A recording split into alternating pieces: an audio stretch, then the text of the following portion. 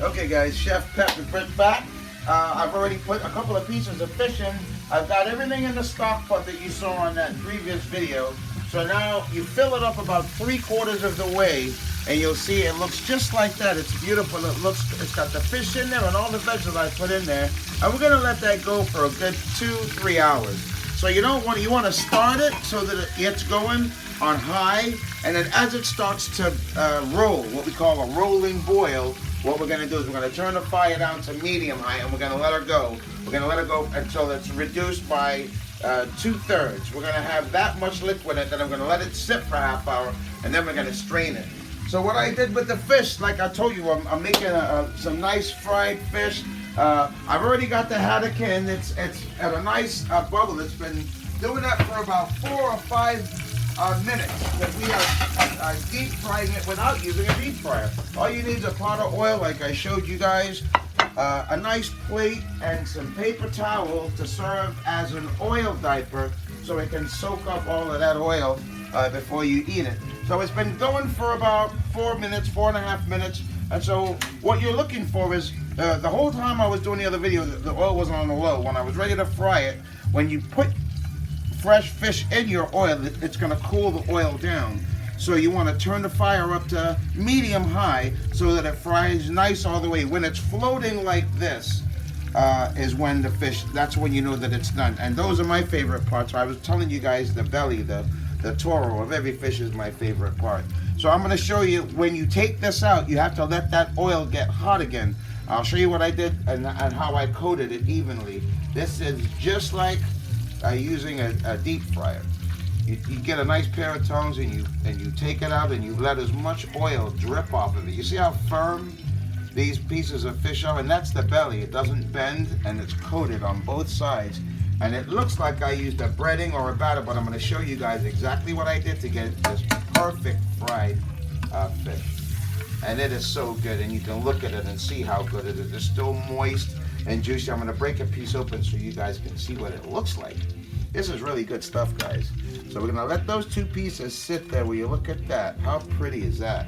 That is just really beautifully done. So all I did is I took some gluten-free flour. You can use any flour you want. All-purpose is fine. Take it in a Ziploc bag. That's what you really want to do. You want to take it in a Ziploc bag.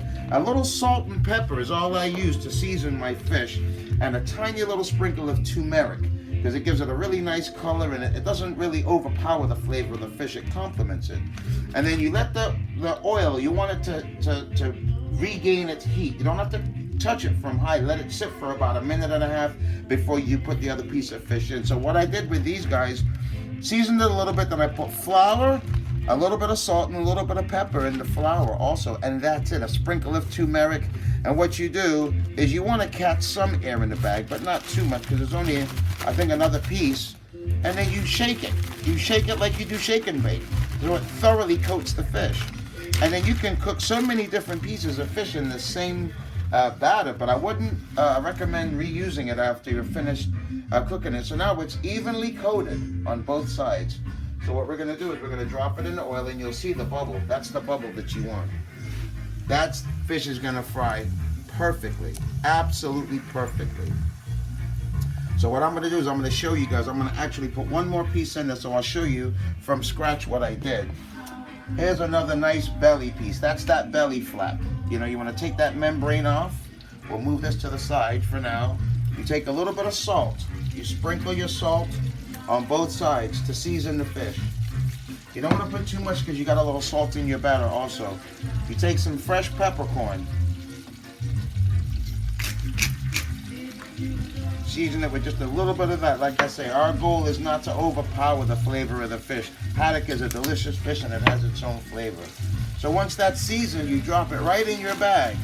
You seal it, leaving a little bit of air in there, and then you shake it up nice and evenly. There's no mess, no flour goes anywhere, and you make sure that your piece of fish is thoroughly covered. Now that oil is going with that piece of fish, so we know that the temperature of the oil is nice, and this isn't going to cool it down too much. So now we take it, you dust off the excess. This nice big piece of fish, you drop it right in the oil. And there you have it, folks. That's going to sizzle up really nice. Now, since I put the other piece in first and it wasn't as big as that piece, I'm going to of course, take that piece of fish out first. And then we're going to let that other piece. But you see how it's starting to, if it doesn't have that rolling sizzle, then the oil's too cold and it's going to boil your fish, and you're not going to want that. You want that oil to be vigorously rolling like this with the bubbles, so you know that it's going to fry it nice and crispy, like these two pieces over here. So now I'm going to just wash my hands, get some of that flour off there, and I'm going to show you guys how that fish looks on the inside. It is very, very flaky, very white, and very juicy. So this is the bigger piece, and that's the smaller piece. I'm going to show you by breaking open the smaller piece how juicy and flaky this fish is. Well, you look at that. That is moist, juicy, and perfect. You can eat that just the way that it is, or you can make a really nice haddock sandwich. But there's your beautiful, flaky, juicy fish, folks. So I hope you enjoyed this video. Let that stock cook for a couple of hours, 3 hours. Turn it off, let it set for about 30 minutes, and then you strain it. Use either a bain-marie, or you can use a chinois and strain it, or just a regular strainer. Strain it so that everything's gone. Discard everything that's in the pot. Then you take that stock and you refrigerate it. It was really nice showing you guys how to make a stock and how to make a nice fried piece of haddock for a fish sandwich, or just to eat fish and chips, anything you want. Look forward to seeing you guys again. Don't forget to like and subscribe. See you next time.